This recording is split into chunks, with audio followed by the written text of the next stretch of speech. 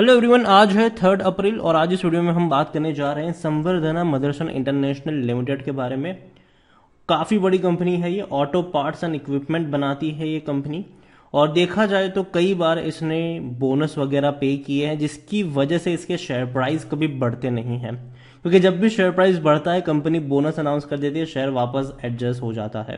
Video में बातचीत करेंगे कि जिस प्राइस पे इस कंपनी का शेयर ट्रेड करा है वो प्राइस अट्रैक्टिव है कि नहीं, और खरीदारी के मौके बनेंगे तो कहां पर बनेंगे, और जिस तरीके की ग्लोबल सिचुएशन है ऐसे में ऑटोमोबाइल इंडस्ट्री कहां पर स्टैंड आउट करती है।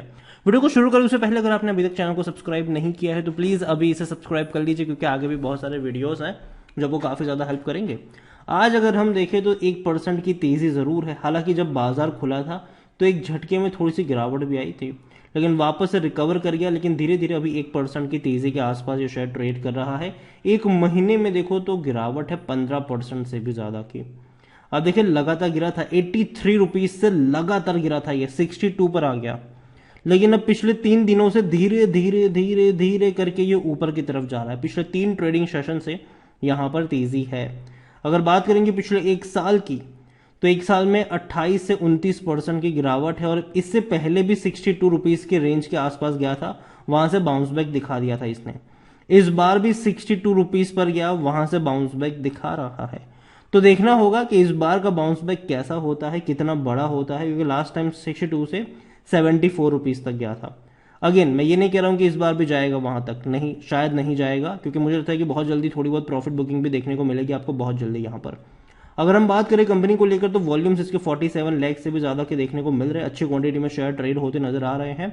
दूसरी ओर अगर हम बात करें कंपनी में, तो कोई भी बेचने की बात नहीं कर रहा है। देखो मेरी भी बेचने की सलाह तो नहीं है पहली चीज, बल्कि मेरी ये कहना है कि यहां से अगर थोड़ी बहुत तेजी आएगी, मान लीजिए कि 75 रुपए के आसपास ये जाता है, तो वहां से एक प्रॉफिट बुकिंग आएगी। 75-80 का जो रेंज होगा वो प्रॉफिट बुकिंग का रेंज होगा, वहां से थोड़ी बहुत गिरावट आएगी, वापस नीचे आएगा, वापस 70 के आसपास ट्रेड होता नजर आएगा, वापस वहां से बाउंस बैक दिखाएगा।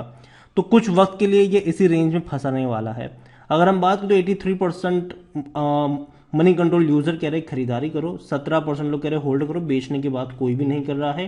टारगेट्स अगर आप देखोगे तो एमके ग्लोबल की खरीदारी की रिकमेंडेशन है और 101 रुपए का टारगेट है। मेरे क्या रिकमेंडेशन है वो भी मैं वीडियो में आगे शेयर करूंगा। लेकिन लास्ट कुछ ट्रांजैक्शन जो हुए हैं वो बिकवाली के भी हुए थे, एक बड़ी ब्लॉक डील भी होती हुई हमें यहाँ पर नजर आई थी। रेवेन्यू की बात करेंगे तो पिछले 4 सालों से रेवेन्यू में कोई इतनी बड़ी रफ्तार नहीं है, लेकिन अब धीरे धीरे आएगी रफ्तार। रीजन ये है कि पहले जो कंपनी का जो बिजनेस था वो मेनली ऑटोमोबाइल सेंट्रिक था, लेकिन अब कंपनी अपने नॉन ऑटोमोबाइल बिजनेस से बहुत ज्यादा फोकस कर रही है।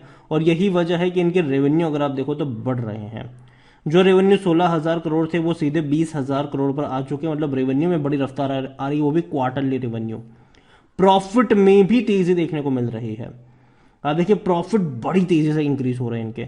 और रीजन सिंपल है, जो इनका नॉन ऑटोमोबाइल बिजनेस है जिसको ये फोकस कर रहे हैं वो काफी बड़ा बिजनेस बन सकता है आने वाले दौर में। उनमें खास करके जो एरोस्पेस से जुड़ा हुआ बिजनेस है, कई छोटे मोटे एक्विजिशन इस कंपनी ने किए हुए हैं और जिसका फायदा मिल भी रहा है। बोइंग जैसी बड़ी कंपनी के साथ भी इन्होंने ऑर्डर साइन किए हुए। इसके अलावा कंपनी और भी सेक्टर्स में अपने हाथ पर फैला रही है, ठीक है, ऑटोमोबाइल के अलावा। हालांकि ऑटोमोबाइल वाला तो बिजनेस चल ही रहा है और वो चलेगा ही आने वाले दौर में, वहां पर भी एक्सपांशन तो कर ही रहे हैं। लेकिन नॉन ऑटोमोबाइल बिजनेस भी इनके मेन फोकस एरिया में आपको नजर आने वाला है आने वाले दौर में। संवर्धना मदरसन की अगर हम बात करने जाए तो 47 का इसका पी रेशो है। सेक्टर पी 128 का है, सस्ता कह सकते हो आप इसको। 79% एनालिस्ट कहते हैं खरीदारी करो। मेरी क्या राय है वो मैं शेयर करूंगा। लेकिन अगर हम होल्डिंग को लेकर बात करें तो शेयर होल्डिंग में प्रमोटर के पास 68.16% की होल्डिंग है। बहुत बड़ी क्वांटिटी प्रमोटर लेकर बैठे हैं। 8.90% म्यूचुअल फंड्स के पास है, 3.12% डोमेस्टिक इंस्टीट्यूशन के पास है, एफआई के पास 8.24% की होल्डिंग है।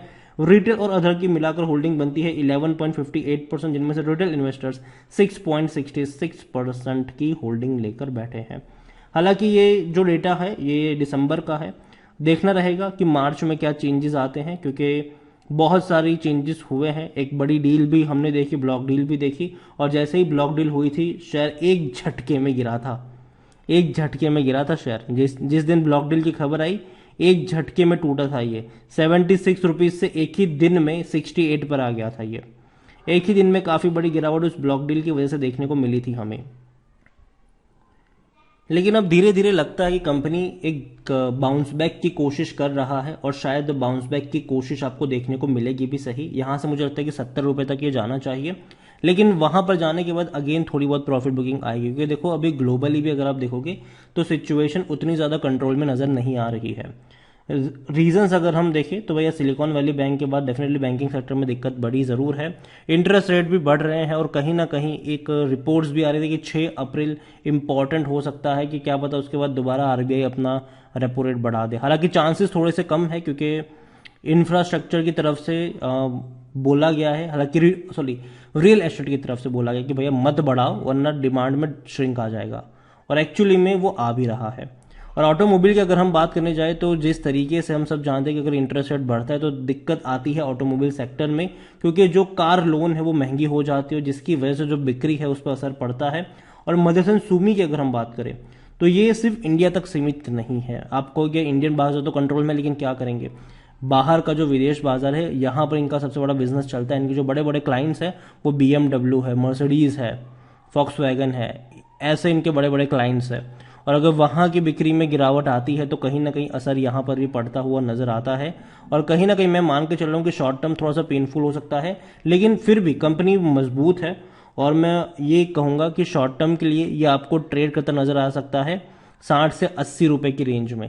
ये इसी रेंज में घूमता रहेगा, कोई उतनी बड़ी तेजी नहीं आएगा। मान लो कि थोड़ा बहुत बाउंस बैक दिखा दिया, वापस गिर के नीचे आ जाएगा, वापस थोड़ा बहुत बाउंस बैक दिखा देगा, वापस गिर के नीचे आ जाएगा। तो ये इसी रेंज के आसपास भटकने वाला है, लंबे समय तक भटकने वाला है, लंबे समय तक। तेजी आप देखो पहले क्या था कि आप देखिए तेजी यहां से बन गई, बाद में एक ही झटके में गिर गया, दोबारा धीरे धीरे करके ऊपर जाएगा, दोबारा गिर जाएगा, ये दोबारा जाएगा, दोबारा गिरेगा। कुछ वक्त के लिए ऐसा होने वाला है। शॉर्ट टर्म की बात कर रहा हूं मैं, लॉन्ग टर्म का आउटलुक मुझे लगता है कि काफी ज्यादा पॉजिटिव रहेगा इस कंपनी के लिए, क्योंकि अगर आप कंपनी की बात करो तो भैया इसने जो बोनस दिया है उसे पैसा काफी बना है लोगों का। पिछले साल बोनस दिया था, बोनस के अलावा यहां पर डीमर्ज भी हुई थी। जो मदरसन सुमी वायरिंग है ना, ये यहां से अलग हुई थी। जिनके पास मदरसन सुमी के शेयर थे उनको मदरसन सुमी वायरिंग के भी शेयर मिले थे। तो डीमर्ज भी हुआ था और बोनस भी दिया था इसने। 2018 में भी इसने बोनस दिया था, 17 में दिया था, 15 में दिया था, 13 में दिया था। तो कंपनी कई साल मतलब डेफिनेटली कई बार बोनस दे चुकी है और आगे भी देती रहेगी। शेयर प्राइस आपको हो सकता है कि 5 साल बाद देखो तो भी आपको इसका शेयर प्राइस 70-75 पे ट्रेड करता नजर आ जाए, लेकिन हो सकता है कि इन 5 सालों में 2 बार ये बोनस दे चुका हो।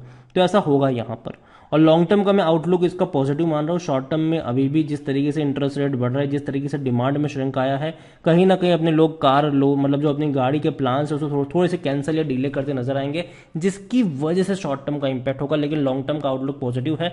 अगर ये शेयर आपको 65 रुपए के नीचे मिलता है, आप थोड़ी सी क्वांटिटी ऐड कर सकते हो, उसके बाद इंतजार करो। अगर मार्केटिंग की कंडीशन और ज्यादा खराब रहती है और अगर आपको ये 60 के नीचे मिलता है तो वहां पर एवरेज करने के मौके ढूंढने चाहिए। लॉन्ग टर्म का आउटलुक रखना, शॉर्ट टर्म का नहीं, क्योंकि शॉर्ट टर्म में कुछ नहीं होने वाला है। शॉर्ट टर्म में एक रेंज में ये भटकेगा, लॉन्ग टर्म में आपको यहाँ पर ग्रोथ देखने को मिलेगी। वीडियो को यहीं पे एंड करूंगा। पसंद आया हो तो लाइक करो, शेयर करो, चैनल अगर पहली बार हैं तो प्लीज सब्सक्राइब करें। और संवर्धना मदरसन इंटरनेशनल लिमिटेड के बारे में आप क्या सोचते हैं वो भी आप मुझे कमेंट में लिख के बता सकते हैं। Thank you.